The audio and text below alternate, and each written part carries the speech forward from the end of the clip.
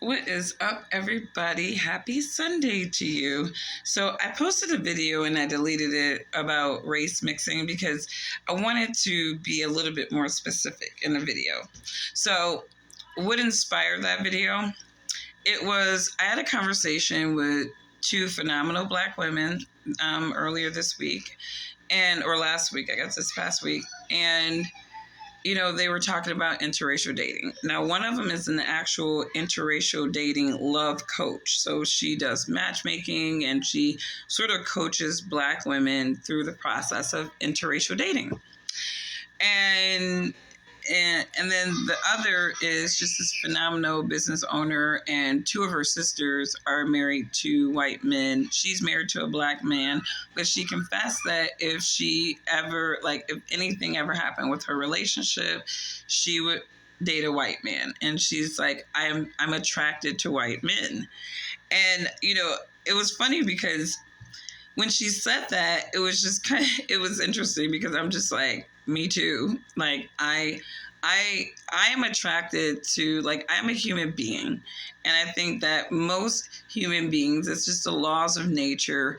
There are things about other people that are just aesthetically appealing, right? Now, some people are conditioned to look at white skin generally as something that should be repulsive to black people. We should really hate white skin. But to me, those are people who are running on satanic energies. And, I really don't care to have too much to do with people like that. Right. And those are also the same people who are probably taking white skin money, to perpetuate certain things about black people. But anyways, here's the thing. Like, when I say that I am attracted to white men or I can be attracted to white men as well, that's to say that, I think that handsome men in general are just appealing to me. I have a certain type of black man that is just absolutely appealing to me.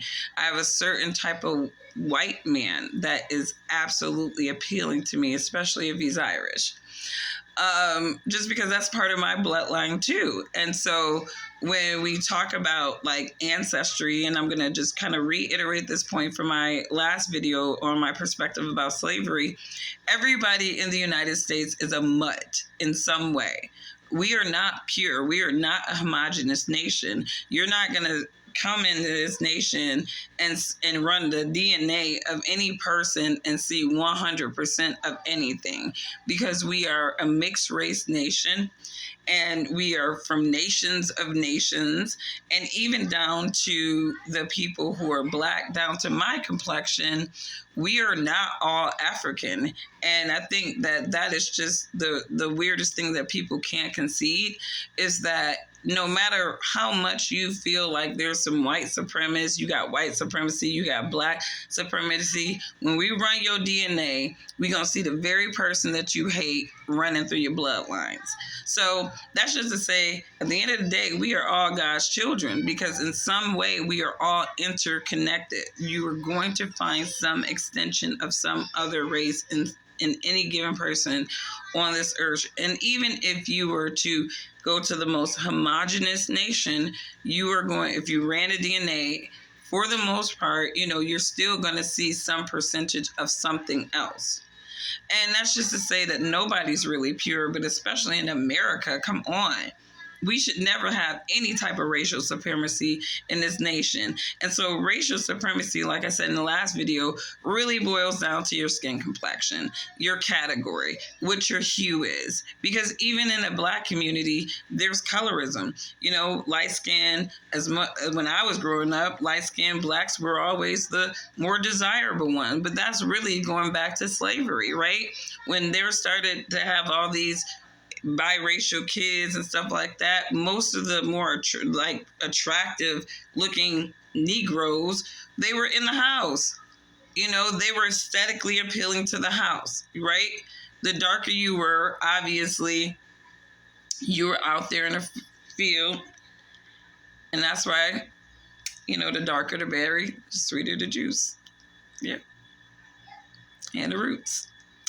But that's just to say that, you know, racism is a joke to me. It really is a joke. Like, even the attachment and the addiction that a lot of people have for it is a joke for me, because at the end of the day, you have the person that you hate blood running through your veins, and you can say, well, that wasn't my choice. Maybe,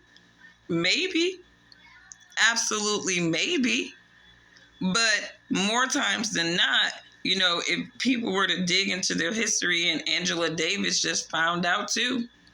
She just found out too. One of the most outspoken Black Americans found out recently who her ancestors were on the Mayflower. And Angela Davis should have known, girl. Angela Davis should have known. She should have known she had. Angela, look at you. Look at me. Look at Nina Simone. Me and Nina Simone, we definitely probably got some ancestry, because people tell me that I look like her. But, yeah. So, that's just to say, getting back to interracial dating, I think the conflict that I have is really a social conflict. Like, I don't really feel super comfortable doing it just because of the social stigmas, right?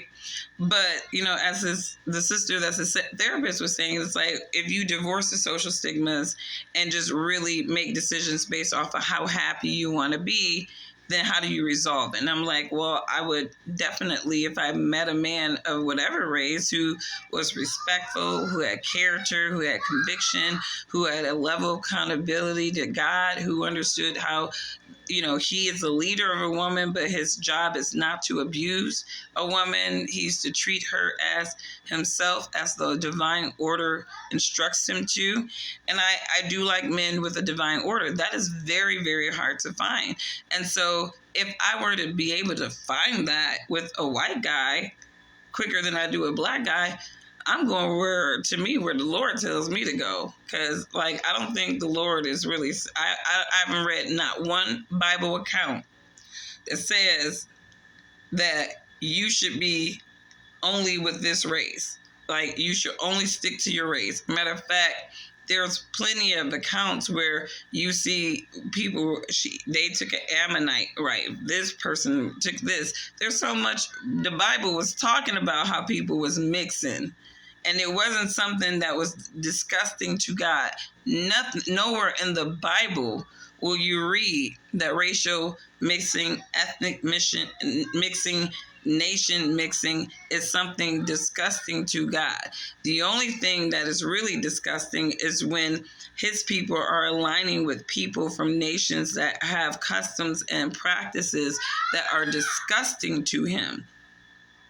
So obviously, you would not want to align with somebody from any color group or whatever that practices things that are clearly disgusting to God. So with that being said, there are a lot of women who choose not, Black women, who choose not to interracially date because they feel like it's a betrayal to what Black people go through. It's a betrayal to Black men. And obviously, with you dating somebody who is perceived as the historical oppressor of Black people, you are, divesting in Black people, which is really ridiculous to me. I mean, I know a lot of women, for example, who are very much invested in the progress of the Black community. They have nonprofits centered towards elevating of Black people, and they are married to white men. And they are leveraging the resources that are available and what he's willing to give for those initiatives too. So that's just to say that I think that people, I think everybody's driven on these social stigmas. And I think that in a lot of respects, it's very limiting. There are certain types of white men that I want nothing to do with. And I'm very selective, even if I do go outside of my race.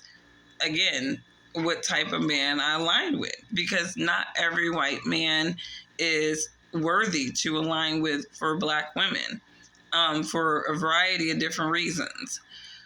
But that's just the same with Black men, though, right? As I said earlier, there are certain Black men who have a problem with interracial dating, but they are not really worthy to be with the Black women that they have a problem with seeing white men with. And a lot of times, even if that Black woman wasn't with the white man, they wouldn't be with his ass.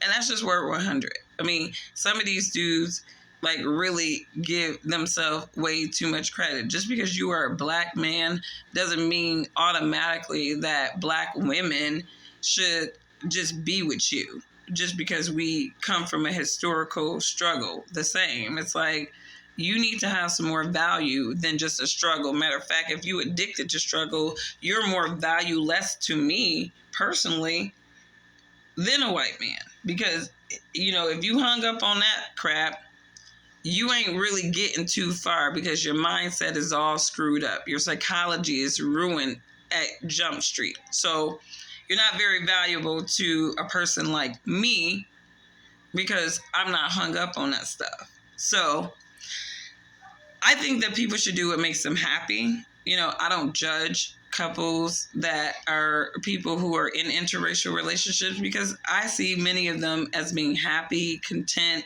maybe finding their soulmates. One of the things that for me more, is I'm reluctant with it, just because of, again, the social stigmas and even the cultural immersion. A lot of times, I'm an urban Black woman. And so I need to align with somebody who at least is open to embracing the urban, flair and culture. Like, I'm a Motown, like I'm from Detroit. So it's like, all right, we got flavor out here. We got soul, we got music, we got cars, we have a whole spirit about us. And I wouldn't, it would be more advantageous for me to be able to align with somebody that could at least appreciate those things. And so, and I think that's just the rules of dating, though, too. No matter what color person you end up dating, you have to have some sort of guidelines, guardrails, if you will, as to requirements that this person needs to meet at a reasonable degree. Are they going to be 100% perfect? No, but they need to be able to satisfy your defined guardrails in some way. So, to me, like I said, first date, get to know each other, understand each other's passions, right? Understand what drives the person, right? What motivates you, right? What do you want to motivate you in the future, right? And those open-ended questions can really help, an individual who's looking to maybe find the right person, and maybe you're not, sort of restricted by social stigmas of race, that you're not just open to finding the right person, just find the right person. One of the things that I think is a really good measure for women is how controlled a man is with his sexual desires. If he is expecting that he wants to get to know you, have time with you, right? And he's expecting that in exchange, automatically, you need to share your body with him. That is the first red flag that is not a worthy man. Because worthy men will have control. They will have self-control. And you'll know if you're dealing with a man that's just curious about having sex with you versus really exploring the value that you can present to him. And it's very hard to find men like that. Even men who lament about finding the right women and blah, blah, blah, they're engaging in behaviors that really limits this type of woman that they want, because they're really all about the physical. And it's like, to me, if you are going to the sexual relationship before you've developed the intellectual relationship, you are setting yourself up for failure. And honestly, if you see somebody that you're dealing with focus on that, you're wasting your time at the end of the day, because really there's nothing else there, whether they're Black, white, Puerto Rican, or Haitian in your group or not. So I think that, I would love to see myself happy with a man that is really associated with my closest bloodline. So, I would be very much open to African and even Irish men. Those are pretty much my picks. Just because those are my bloodlines, and those are the two that I would prefer, African or Irish. And that's just my preference. Everybody's going to have your preference, and that's one of those acceptable forms of discrimination. That is acceptable. If you want to date people that reflect your bloodlines, that is okay. That is okay. Will you be limiting yourself? Possibly, right? Possibly. But I think at the end of the day, people create bloodlines that they want, and there's a lot of cultures and groups that are very strict on their bloodlines, and they don't accept sort of dating or exploring options outside of those things. So, I mean, I am open to interracial dating, but I'm placing my limits. African or Irish, my two brethrens of slavery. That's right. And if y'all giving out reparations, y'all got to give them out to some of my Irish brothers. But you can't, here's the thing though. You can't, because it's like some of those Irish, they were indentured servants. Some of them were prisoners. So they were already kind of captive slaves. So it's like, you just got sent to a labor camp. We sold you to a labor camp. And we don't know how many people were ripped apart from Irish families. I haven't heard any documentations of that. There is documentation of that with the Africans. So I think maybe the experience for the Irish were different, but nevertheless, some of them, they were sold into slavery. They were traded if they were prisoners. Let me get off the phone because these kids are screaming, playing a game. I may have to cut the game off because they're screaming. It's just having extra kids in the house. To me. Okay, bye.